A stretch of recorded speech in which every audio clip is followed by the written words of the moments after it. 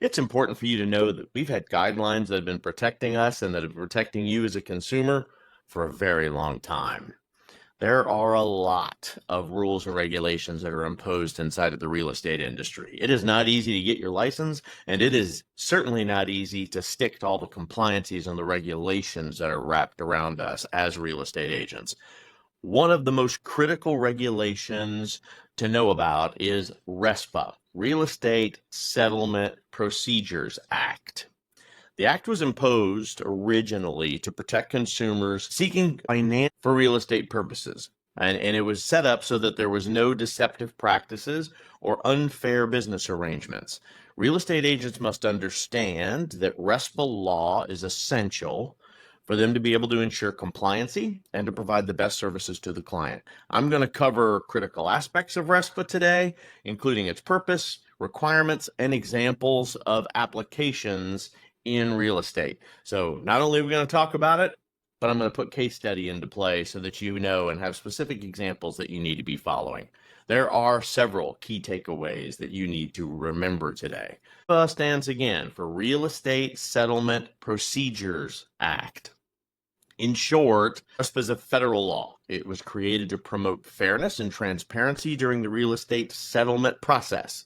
It protects all homeowners and home sellers from any hidden fees, any kickbacks, or any conflicts of interest amongst the real estate service providers that are all connected. Because as you know, it's not just you and a real estate agent getting this done. We have a lot of people involved, especially when financing is involved.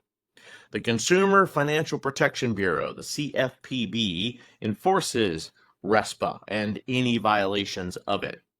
Violations of RESPA can lead to serious fines, legal actions, loss of licensure, and restitution that affects customers. So why is it and what is it and why do we care about it, right? RESPA is a federal law.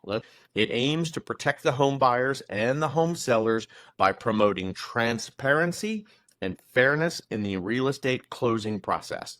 RESPA in real estate specifically applies to loans that are secured by a mortgage on residential properties with anywhere from 1 to 4 family units. The law mandates that real estate agents, brokers, lenders, and any other settlement service provider disclose all important information to consumers, all of it. And this isn't new, kids.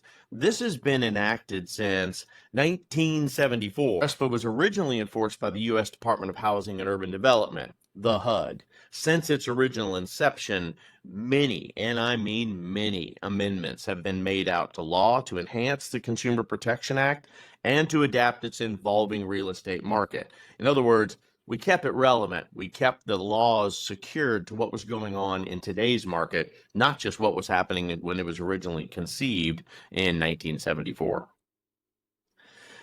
Since its inception, many of the amendments have been made to law to enhance the consumer protection and adapted to involve the real estate market, such as key amendments that included covering subordinate lien loans, the 2010 Dodd-Frank Wall Street reform, the Consumer Protection Act, and all of this transferred enhancement of RESPA from HUD over to the CFPB. There's a long history of people that have been involved in RESPA since 1974, but just to name a few of them, you're dealing with Section 6 of the Mortgage Servicing Act, you're dealing with HUD, you're talking RESPA rights in 1992, good faith estimates forms and revisions of those that were created in 2008, the Dodd-Frank Act, of course, of 2010. Consumer Financial Protection Bureau was created and took over in 2011. We've updated it in 2020. It has had amendments and modified process and notifications of procedures in 2013 and 2014. And most importantly, in 2013, it combined with the Truth in Lending Act, the TILA. This made sure that there was a closed-end consumer home loan for a single disclosure. What's the main purpose of RESPA? The primary purpose was to eliminate kickbacks, referral fees, any other unethical practices where people could transport money inside of closing costs on any real estate for any consumer.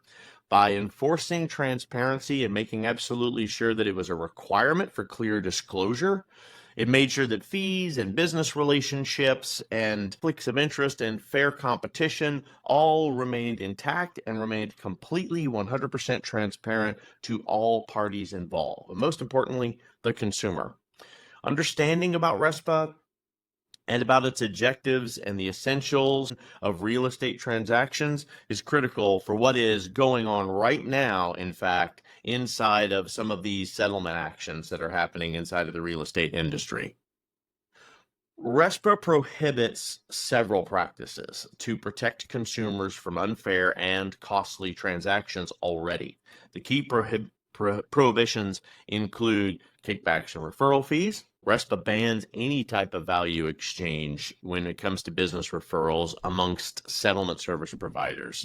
Easy example, real estate agents cannot get a kickback from a lender because we brought them a client that needed lending while we're busy selling them a home. Unreasonable escrow amounts. Lenders must be reasonable in requiring borrowers to deposit money into escrow accounts for property, taxes, and insurance. The restrictions that prevent lenders from overcharging borrowers and holding excessive amounts of money is protected under this act. Required use of specific service providers. RESPA prohibits requiring buyers or sellers to use a particular title insurance company or any other settlement service provider as a condition of sale. Consumers have a choice, ultimately. They need the freedom to be able to choose who the service provider is that they're going to use, and it should not be overly regulated or demanded that this is the only service provider that we would guarantee as a government entity. Markups and fee splitting is another big one.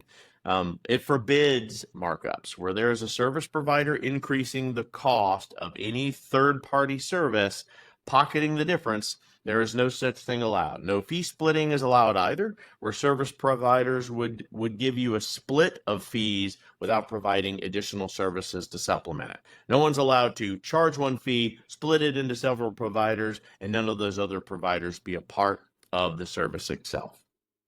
Excessive fees are also out the window. This act prevents lenders from charging excessive service fees. It ensures that the customers are not overcharged for what is required as a necessary settlement service, for clarity of title, for example, or for clarity of their lending practices. And of course, improper disclosure and practices. It requires full disclosure of every single fee, including ours as real estate agents and all business relationships. Failure to adequately disclose those is going to lead to penalties and absolutely will lead to legal action. So what are the requirements? Why do we do it? How is it there? Specific RESPA requirements have been implemented so that they can help mitigate possible violations. All of those involved in real estate closing process has to follow these requirements, and it is designed to protect the consumer. Under RESPA, for example, real estate agents and other settlement service providers must adhere to all key requirements to ensure transparency and fairness. This includes the GFE. Lenders have to provide a full GFE of settlement costs within 3 business days of receiving the loan application, so the applicant has an idea of what the total cost of this provisioning service is going to be. HUD-1, the settlement statement. This document itemizes all the charges that are imposed on buyers and sellers and how it's related to the settlement, and it has to be provided to the borrower at least 1 day prior to closing.